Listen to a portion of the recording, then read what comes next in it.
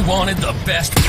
You've got the best podcast. The hottest podcast in the world. The Chris Voss Show. The preeminent podcast with guests so smart you may experience serious brain bleed. The CEOs, authors, thought leaders, visionaries, and motivators. Get ready. Strap yourself in. Keep your hands, arms, and legs inside the vehicle at all times, because you're about to go on a monster education roller coaster with your brain. Now, here's your host, Chris Voss. I'm Moses Voss here from thechrisvossshow.com. There you go, ladies and gentlemen. There, ladies and gentlemen. That makes it official. Welcome to the big show. We're excited to have you guys here today. We have some great authors that are on the show that are writing the new Tom Clancy novels. And as you know, we've had all of the Tom Clancy authors on the show, except for Tom Clancy himself. He still won't return our calls for some reason. But we've had them and for their Tom Clancy writing and of course, their individual books that they usually have. So we'll be talking to them in a second. In the meantime, refer the show to your family, your friends, and relatives. Go to goodreads.com/Chris Voss, LinkedIn.com/Chris Voss, Chris Voss1 on the tickety-tockety, all this crazy place on the internet. The newest, hottest book of Tom Clancy's series of Jack Ryan novels are out. May 21st, 2024. Tom Clancy, Act of Defiance, a Jack Ryan novel, comes out. And it's authored by Brian Andrews and Jeffrey Wilson. Welcome to the show, gentlemen. How are you? Doing great. Great to be here. Thanks for having us. So what a great intro you have. Like, that's just mind-blowing. I'm a little tired just from that now. It's a bit overwhelming, the brain bleed and everything. I think it's missing something, though, Jeff. It's it's missing the diving alarm. Yeah, that's right. Woo. Dying alone. Aruga. There you go. I don't know. We needed to add some sound effects. We're going to have the guy who did the cut. He's going to do, I'm just here for the brain bleed. We're going to have a soundbite for that. And then maybe we should do the Aruga. Yeah, I think for our episode, you should put for military stuff, we should do Tom Clancy, the submarine, the Red October sort of thing. Maybe we'll have a soundbite from what's his face from Red October. Yeah, Jeff can do impersonations. You do the one ping only. Yeah, that's one ping only. What was his name? The second in command there.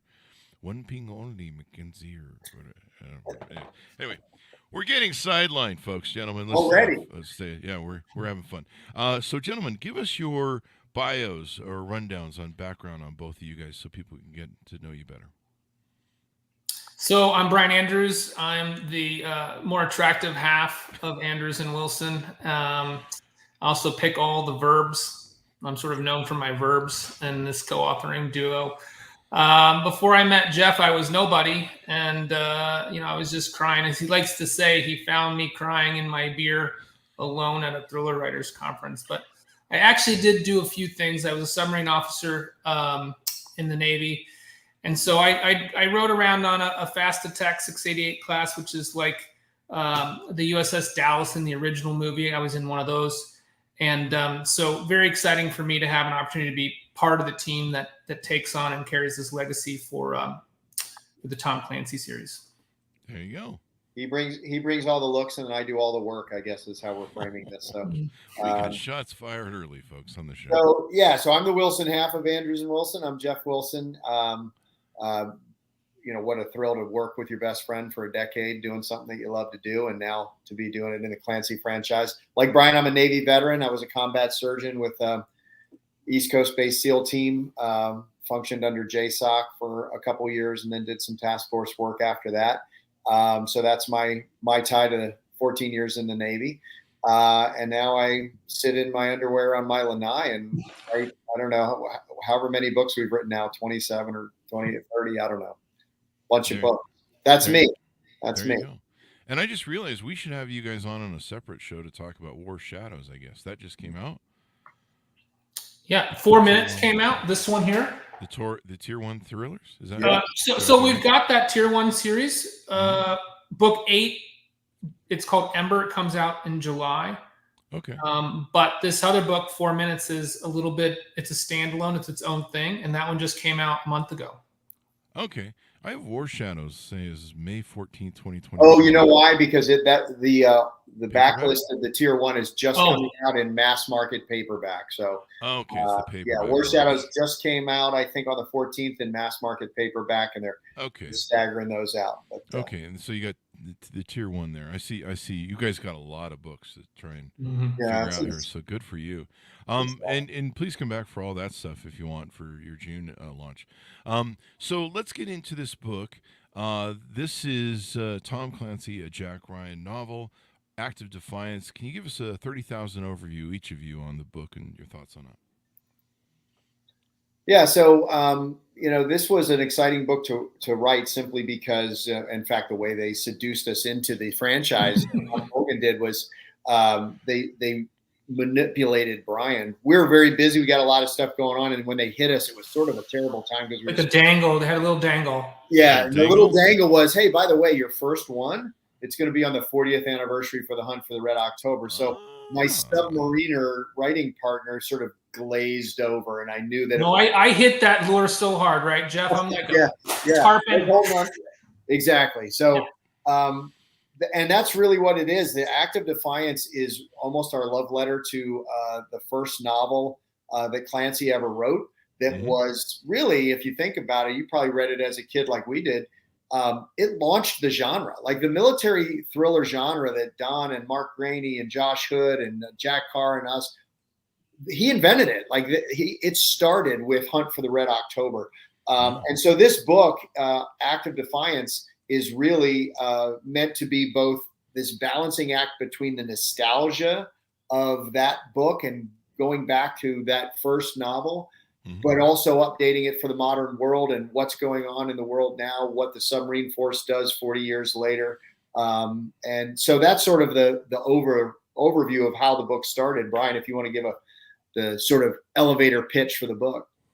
Yeah, I mean, I think that was a great intro, and my elevator pitch would be, what everything that you loved about the Hunt for Red October, we're trying to do in Act of Defiance, but sort of taking that Top Gun Maverick approach. So you had Top Gun, that was naval aviation in 1984. Top Gun Maverick, different threats, different technologies. Same community, naval aviation. Let's do that with Hunt for Red October and Clancy. So Act of Defiance now, Jack Ryan, that Jack Ryan character, he's so iconic, and he's been rebooted, many times in film. Now we had the John Krasinski Amazon series, which is great, but he's a young man. He's out there, doing spec ops. But in this book series, Jack Ryan has aged up. He's the president of the United States. Oh, wow. And he's president. He can't be out there, jumping out of helicopters, shooting people and stuff. So one of the things that we thought was really exciting is we wanted to take a character from the Clancy family. We picked Katie Ryan. The last time you saw her, she was a little girl in Patriot games, and now she's all grown up. And she was sort of a metaphor for what's happened to the submarine community. When I served, there were no women in the submarine force. Now it's a mixed force. Men and women are both serving, officer enlisted. And so Katie Ryan is sort of taking that mantle. She's an intelligence analyst at ONI. Like her dad, she's a dog with a bone, and she's the one that sort of figures out what's going on here when the Russians launch this stealthy super sub. There you go. Well, we need a good. Was there ever Hunt for Red October 2? I don't think they ever do a. Yeah, it's called Act of Defiance. It's this. Oh, that's right. Yeah. It's ours, baby. Yeah. There you go. Well, it's time. Let's get that on the movie screen. So tell us about both your guys' upbringing. What were some of your early influences? I think we had one of the Tom Clancy authors on the show, and I think it was Mark Greener, and he said his first book they ever read was Tom Clancy. What were some of your influences? When did you start writing? When did you kind of know that you had a knack for it, et cetera, et cetera? Yeah, so I'm a year or two older than Mark Graney, so it wasn't the first book I ever read, but I did grow up on that genre. Like I was very eclectic in my reading, but I read all the Clancy books as a young man, and from high school on. And then I also, read John le Carre and all the classic spy novels, Ludlum. But I love Stephen King too, and so I was reading that kind of stuff. And that definitely informed my passion for writing. Unlike Brian, I started writing very early. So I came to storytelling probably as a 10-year-old. I started scribbling out little stories on a notebook and published my first short story when I was 14 years old. So writing for me, I've got a very eclectic bio. I've done a lot of different things in my life, but writing has been the constant for me. It's pulled through every single career I've ever had. I've always been a writer. So definitely influenced heavily by Clancy. So, being able to come full circle and write in that universe is absolutely amazing. I was raised by parents in the military. My dad was an Air Force pilot, later worked in other parts of the government, we later discovered. But I grew up in Berlin during the height of the Cold War. Oh, wow. West Berlin, walking along the wall. I passed through Checkpoint Charlie when it was still there, saw the East German border guards. So that heavily influenced me as well, and probably informed my love for those kinds of stories, because I sort of grew up in that backdrop. Yeah, that was a different time to grow up. I mean, the wall and USSR. I remember hiding on my desk going, this will save me from nuclear bombs, for sure. Yeah, right, exactly. Yeah. Maybe if my dad would have taken me to Disney instead of Auschwitz, I would have maybe I would have written children's books. I don't know. Yeah. And we'll never know.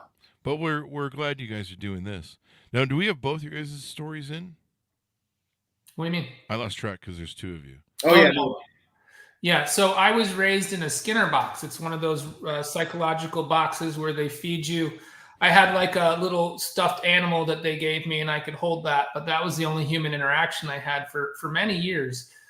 So then the Navy took me, and I was a submarine officer, which is sort of like its own Skinner box, right? They put a whole bunch of people, 100 people underwater, and they turn them loose with nuclear weapons. And they just want to see what's going to happen to these people. They sleep deprive them. They have no communication with the outside world, and they entrust them with the national defense through the strategic triad. So that's sort of my background. But I got into writing because, we weren't, we didn't have internet, we didn't have email, we didn't have anything to do. We'd be rigged for quiet. So you would pass the time telling stories, and I would kind of go around to the different, guys I knew on other boats, and we'd pull in port. I'd collect all the funny stories I could. I'd save them up, and then I'd sort of dole them out like over time on deployments and stuff. And that sort of human tradition of just sort of like sitting around the campfire, in my case, sitting around the nuclear reactor to tell stories. That's how I got started. So there you go, sitting around the nuclear reactor. Just keep your hands warm. There you go. Radiation. Let's tell some campfire stories right in front of do some marshmallows right in front of the nuclear reactor. If that marshmallow's cooking, something else is cooking too. That's true. That's probably not a good sign. Canary in the coal mine sort of deal. I think I'd read or heard somewhere, and I don't know how this is accurate because it was probably on the internet, but I think I heard somewhere that either Tom Clancy, who wrote The Hunt for Red October, or the screenwriter who converted it to The Hunt for Red October, had never been on a submarine before. And somehow they did a pretty good job of getting it right. Is that? I think that's. I don't know for sure, but I think those are both true. Mm-hmm. But what Clancy was so gifted at was research and seeking the company of subject matter experts. Yeah. He spent a number of years researching, and his brilliant mind was able to fill in the gaps, and he came up with this thing that people are like, oh my God, we've got some leak because this is so plausible. And so I think that he was able to do all that without being on a sub, because he was able to surround himself with people. He was in the DC area at the time. What we were able to do was not unlike that. First of all, we're Navy veterans, and that helped tremendously. Yeah. Brian being a submariner was obviously invaluable. Mm-hmm. But when we got tasked to write this book by Tom Colgan, the first thing we did was reach out to the Navy to see if we could sort of replicate what Clancy was so good at, which was engaging with Department of Defense. And they were awesome. Like, we actually should almost put "and the Navy" on the cover of the book, because they were very engaging and accommodating. They lined us up with subject matter experts from the 3-star, he's now a 4-star admiral who was in charge of Sublant at the time, and all of his team and crew, to the crew, enlisted and officers aboard 2 Virginia-class submarines. They flew us out to the newest aircraft carrier. We got to fly F-18 simulators with pilots, but mostly it was those interactions with those sailors from the E1 all the way up to the 4-star admirals, and being able to use them as our research in how to reflect their stories into the book. That was what really made the book work. The only time I had been on a submarine was I toured one, I think in Long Beach. Isn't there one in the bay in Long Beach or somewhere down in SoCal? And I'm a big guy. I'm 6'2", and I'm a fat guy, and I was fatter at the time. And man, you want to talk about claustrophobia? There was one portal I almost couldn't make it through. I was like, I'm going to get stuck in this middle of the submarine. They're going to have to figure out how to cut me out. That is some close quarters. Like, my dogs bug me if we spend too much time in the room. I mean, you might have, I don't know which one you toured. You might have toured like one of the old diesel boats or something. Those were really small. Yeah. The modern submarine, I mean, it's not huge, but it's much bigger than those. I mean, the fast attack submarines, like today's Navy, they're 3 levels, 35-foot approximate, diameter hull. So, there's room to get around, but you're bumping into people everywhere you go. If you're the type of person that, doesn't like, being around a bunch of people, or you get claustrophobic, it's not a place to hang out. It's easy for him to say, Chris, because he was a submariner. We went out to sea on the Virginia. I had been on a submarine one other time while I was on active duty, and it's too close. It's too tight. Like, he's talking about how big they are now. I never went on the little diesel boat, so I don't have anything to compare it to, but it seemed pretty damn small to me, having been on an aircraft carrier before.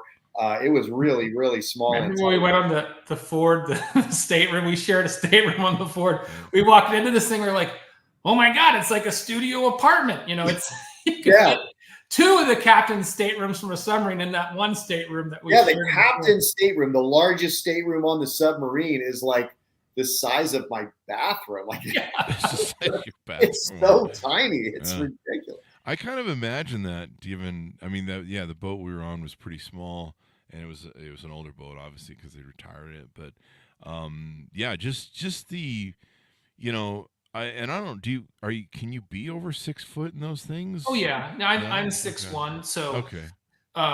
Because I was like hunched over. Yeah, I mean, you hit your head a lot. There was one guy who was like 6'4", and he's always hit. He always had like scabs on his forehead because he always hit his head and stuff. So yeah, it's not good for posture if you're tall. And then on deployment, sometimes when you're going out, they'll line the floor with cans, and they put plywood over top of them because that you don't have storage for all the food you're going to need, and that takes another 8 to 10 inches off of the floor. So serious? Yeah. And guys will sleep in the torpedo room. They'll make racks in the torpedo room, so you might be sleeping next to a torpedo. Oh yeah, well that's how I feel. Sounds like my first 8 marriages. Yeah. Hot run. Yep, there you go. I already exploded. Hot run, Chris Voss's bedroom. Yeah, if I was on a boat like that, I might nuke myself. We're doing nuclear jokes now on the show. Is that what we're doing? Yeah. This will teach you to have us on. That's where. Yeah, Putin was definitely trying to play with one on 2022, evidently. So I guess that's the sort of mode we're at in life right now. Is just joking about Chernobyl. So what could go wrong? Tell us some of the plot lines out of the book, or obviously with novels you can't give away the middle and the ending, but can you give us any tease outs of scenarios or storylines, or anything you can tease out that get people to pick up that book faster? Sure. Yeah. Like, you want to go? Oh, either way. The elevator pitch is sort of that balance between nostalgia and new story that we were talking about earlier. Rogue Russian submarine with a new class of weapon that our intelligence community is aware of, sets to sea and disappears, and no one knows where it is. And a Ryan needs to be the dog with a bone that won't let it go until they find it and make sure that America's safe. So a potential nuclear threat, intelligence officer who needs to unravel the mystery, and 2 superpowers pushed to the brink of war. That would be the summary. That sounds like my first 7 marriages. Did I say 8 last time? Yeah, that's what we do. We change the number every time. People come up to me and they go, "How many marriages do you have?" Because you change it every time. I'm like, "I have 0. That's the fucking point." That's where the joke lies, actually. Why didn't you ever married? I never get tired of being happy. Do any other tease outs that we want to do of the story, plot lines, maybe scenarios? I mean, I think that the big teaser for this book is if you read Hunt for Red October and you really liked it, you're going to have some really cool sort of nostalgic moments. We have some cameos of some beloved characters from that first book. We've got tie-ins, sort of back to Rhaenys. And I think what's really fun is we wanted to say, let's imagine what happened right before Red October put to sea. And there's some ripple effects from some of the decisions that Rhaenys had on other Russians that, you never saw or heard of in the first book. And now, 40 years later, those decisions, as they so often do in real life, have repercussions. And so when Belgorod puts to sea, we've got a whole bunch of baggage going to sea with it. And that's really, really fun and exciting. Is there any chance we get Sean Connery to come back and reprise the role or cameo for the second? I mean, AI. it'd have to be AI, what with his being dead and all. But that was a really dark joke I set up there. I love Sean Connery, by the way. He's one of my favorite Bond actors. I think Jeff should have to talk like Connery the rest of the interview. I should have made both of you do that. Come on and talk. We should do that with all the authors. We should make them come on and talk about their main character, talk in the accent of their main character. Yeah. That might be interesting or, I don't know, annoying or something. I mean, everyone would have to get really good at that Sean Connery Scottish. You'd have to serve drinks, I think, if you're going to do that. Yeah. One of my favorite lines from Red October is, "I would have liked to have seen the Montagne." I don't know why. We even have a shout out to that in the book. What are your favorite? What are your favorite memories or lines from the Hunt for Red October? Oh, that one. That's a good one. The one ping only. Of course, you can't not have that. But I think my favorite scene with Sean Connery is when once he meets Ryan and they're underway and they're trying to get destroyed by this Oscar Russian submarine, and he says, "What books have you read?" And he tells him, and he goes, "I read this book. Your conclusions were all wrong." and the look on Baldwin's face, he's like, "What are you talking about?" I love that scene. Love it. And we made sure to put that one. Yeah. Halsey acted stupidly. Yeah. So Halsey makes a guest appearance. Admiral Halsey's really? legacy. Oh, yeah. Wow. The savvy fan is going to pick up a lot of fun Easter eggs in this book. There you go. Maybe we can get Baldwin back to reprise his role or something. As long as he doesn't shoot anybody. There's a lot of dark jokes in the show today. What the fuck's going on? But yeah, it's. I mean, I would like to see him reprise his role. I mean, I still think he's an amazing actor. I think we've had his brothers on, and they're wonderful people too. I can't. It's funny. They tell the joke of how there's only one Baldwin brother, and there's only one Baldwin brother. There's just a bunch of them faking who the other brothers are, and so it's funny that they're in on the joke. But yeah, The Hunt for October. So many great lines from that movie. One of my favorite lines of Sean Connery's isn't from Hunt for October, so forgive me, but it's the line from The Untouchables where he passes what's his face, and he finds that he has a gun, and he goes, what do you do? And he tells him that he's a GI officer or whatever it was, an FBI officer basically, but at that time they call it something different. And he lets him go, and he goes, "You just turn your back on me, and you know that I have a weapon." And he goes, "Well, you claim to be with the FBI. Who would claim to be that wasn't?" And so I love that line. I use that line just about everywhere I go. Like, who would claim to be that wasn't? And people are like, "What the fuck?" what your vice president, of I don't know, Comcast, who claimed to be that wasn't. And then of course, here ends the lesson. I love doing that to people. I'll tell them something or mansplain something to them, and I'll be like, here ends the lesson. So yeah, you gotta love Sean Connery. Just such a thing. Except for that one movie where he wore those one freakish sort of clothes in Highlander, I think it was, or something.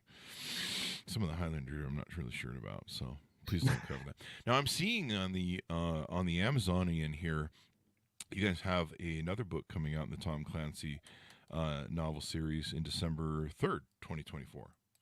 Defense Protocol. Ah, there you go. So we'll expect you guys back for that. That's required now. This is a contract.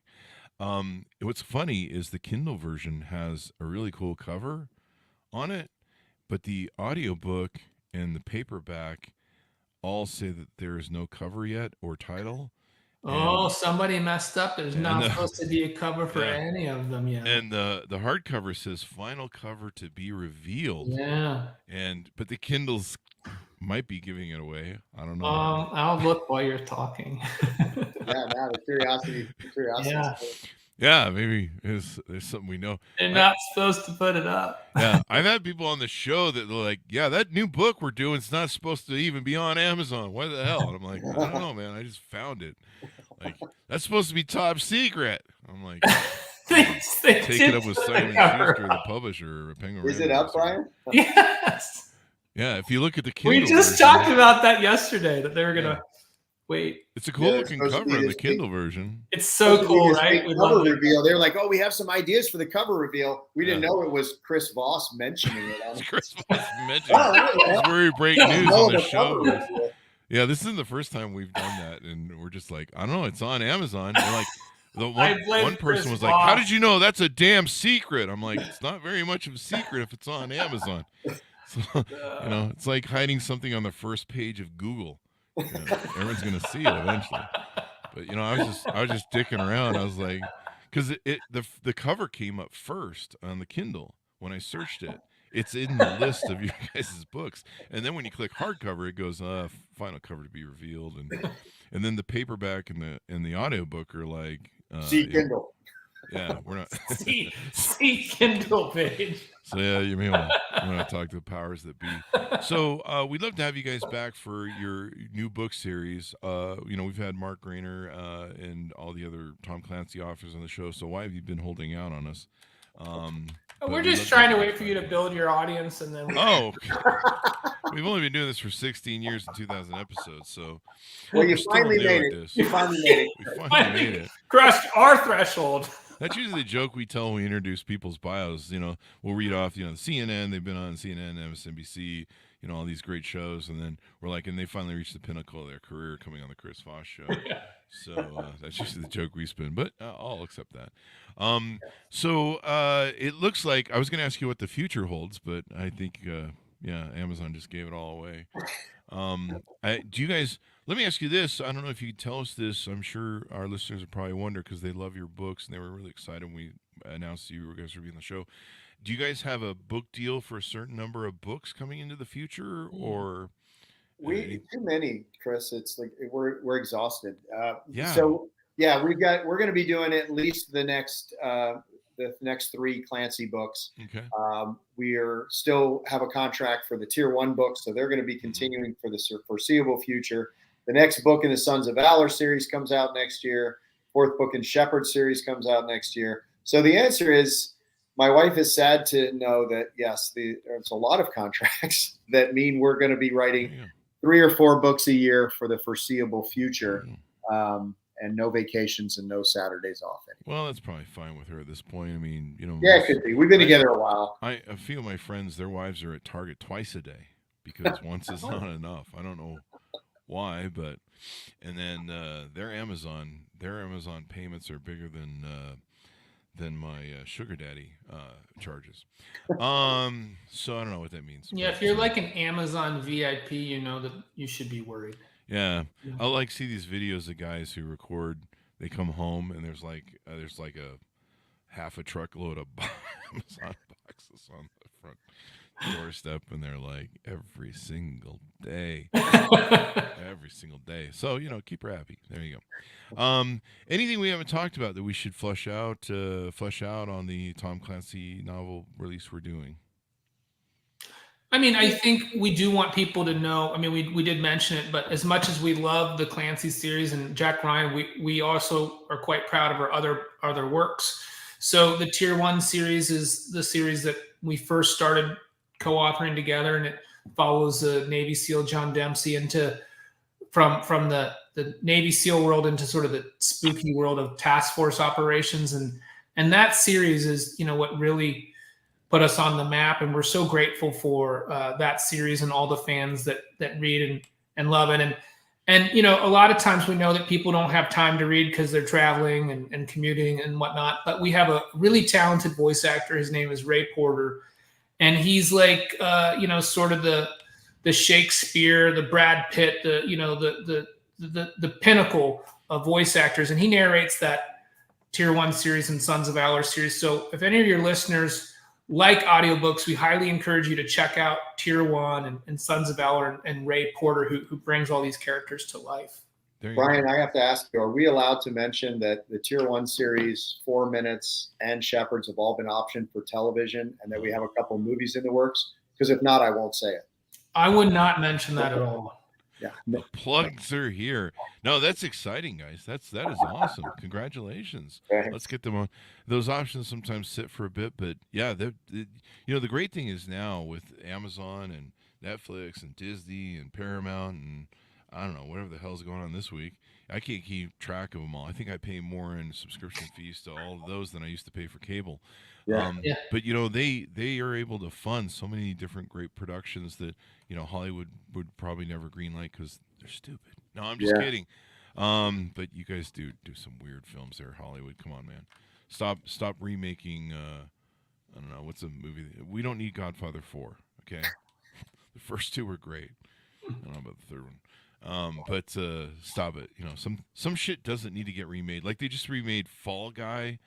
And I'm a fan of Lee Majors. I grew up with $6 Million Man and The Fall Guy, and I got the tune playing in my head right now, and I was in love with whoever the lead female role was in that. My whole teenage years was Lee Majors, and so I thought he was just the consummate dude, and to see them try and do some sort of Fall Guy ripoff with I don't know some guy who's he acts like he's a little light in the lower loafers sometimes. Or talks that way. I don't know. I'm not being. How do you really feel, Chris? Tell us. Yeah, I'm just saying. You can't keep it all in, man. It's not healthy. Yeah. Well, that's why. I have the show. I get it out. It's like my therapy. It's like you should never remake Led Zeppelin's "Stairway to Heaven," right? Yeah. No one should. There should be like laws that there's like certain things you don't remake, and like Hollywood just loves doing that. So, but I'm glad like Amazon does a lot of great things and Netflix, and there's so many great opportunities for stories to get told and produced and get out there. So I'll look forward to having one of your guys or all of them. Let's make it a series. It's a great time to be a storyteller. We've got a film that's set up over at Amazon right now, and we've got a lot of stuff in various stages of development. It's been really exciting to grow our storytelling into that other media. So there's been stuff that's gone on Amazon that I'm just like, wow, that would have been great for the movies. The HBO. What was that one with the president with HBO? That one guy got Me Too'd, but it was still a great series and show and movie the way it was done. And I don't think Hollywood would have ever done it that way. So it'll be great. And let's have a Red October 2.0 with anytime, Act of man. Defiance. Let's do it. I wonder who the lead character would be for it. Do you guys have any thoughts on who a good lead character would be to play the parts in that?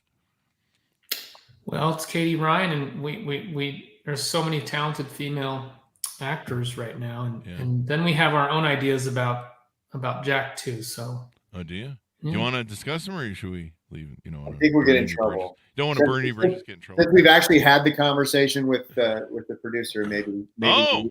We don't want to get yelled at. Give away the secrets. I don't want to get yelled. There you go. Well, if you need a really fat old guy who's cantankerous on the submarine who can't fit through the doors, I'm up for that role. We'll have you sitting on the pier everybody that comes aboard. Oh, I'll be some fisherman on the pier. And Yeah, the there boat you go. appears, and I'm like, what the hell's going on? What did I catch today? There you go. I'll just be the old man in the sea, which is kind of Anyway, gentlemen, give us your .coms. Where can people find you on the interwebs as we go out? Andrews-Wilson.com is the one-stop shop for Andrews and Wilson. Everything you need to know, books, films, TV, it's all there. Where we're appearing and that sort of thing. There's also an opportunity, and I say this reluctantly because I know everyone's like, no, please, I'm not going to do that. We do have a newsletter. I don't ever sign up for newsletters because of all the spam. We don't spam you. I swear to God, you get 3 or 4 newsletters a year, and it's always real with a real event. We don't get paid. We don't advertise. So sign up for the newsletter, and you'll get to hear first where we are and what we're going to be doing. But Andrews-Wilson.com is the only one you need to know. There you go. We got everybody. Would Liam Neeson be a good Sean Connery Red October 2.0? He could play our guy. Because he does have this. Is he Scottish? I think Who? Liam Neeson. You know, the ransom guy who's like, I will find you. I have a particular set of skills. Maybe they hire Liam Neeson to be the Russian submarine captain. Yeah, that's what he said. There you go. I could see it. There you go. There you go. You know, the Russian they had that opposing ship in Hunt for October, he played that so good. Like, yeah. You idiot, you've killed us. You've killed us. In fact, that's a great actor, huh? Anyway, thanks for coming on the show, guys. We really appreciate it. Please come back for your other books and all that good stuff. Thanks for tuning in to my audience. Go to goodreads.com, Chris Voss, LinkedIn.com, Chris Voss. Chris Voss, one on the TikTok, and all this crazy place on the internet. Thanks for tuning in. Be good to each other. Stay safe.